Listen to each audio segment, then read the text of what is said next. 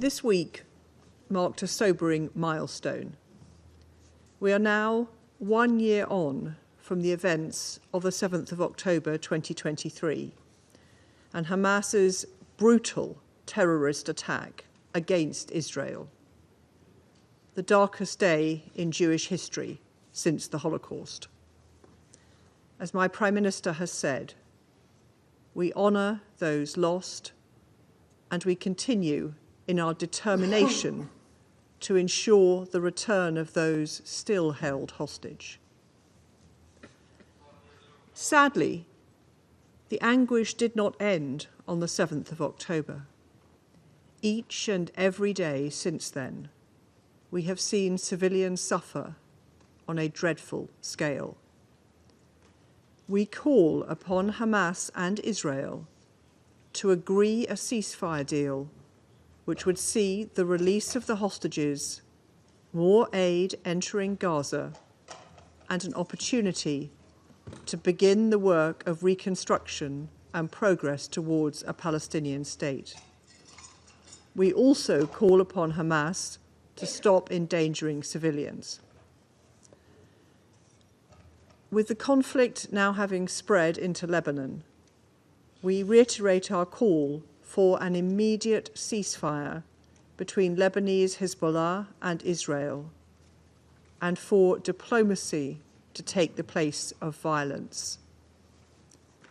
President, while we continue to push for regional de-escalation, it is vital that we do not lose sight of the continuing humanitarian crisis in Gaza.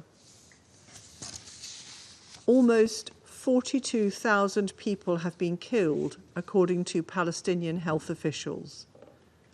The majority of critical civilian infrastructure is damaged or destroyed, and civilians live in constant fear of airstrikes. More women and children have now been killed this year in Gaza than in any other global conflict in the last 2 decades.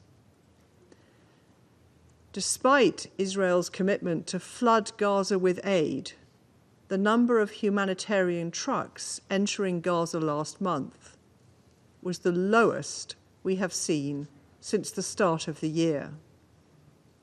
This is unacceptable and must be addressed immediately.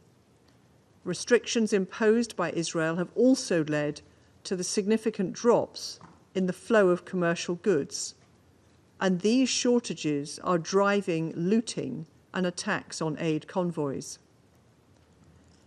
Humanitarian aid is therefore not reaching those who need it most, particularly in northern Gaza, which is at risk of being completely cut off. As winter approaches, it is critical that Israel take action to avoid this. As we have repeatedly said in this Council, Israel must do much more to avoid civilian casualties and ensure the UN and its humanitarian partners can operate safely and effectively.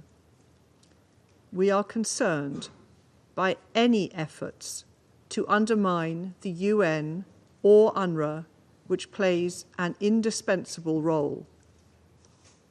The UK fully supports the Secretary-General, UNRWA, and the wider UN as they seek to secure peace through diplomacy and help the people of the Middle East.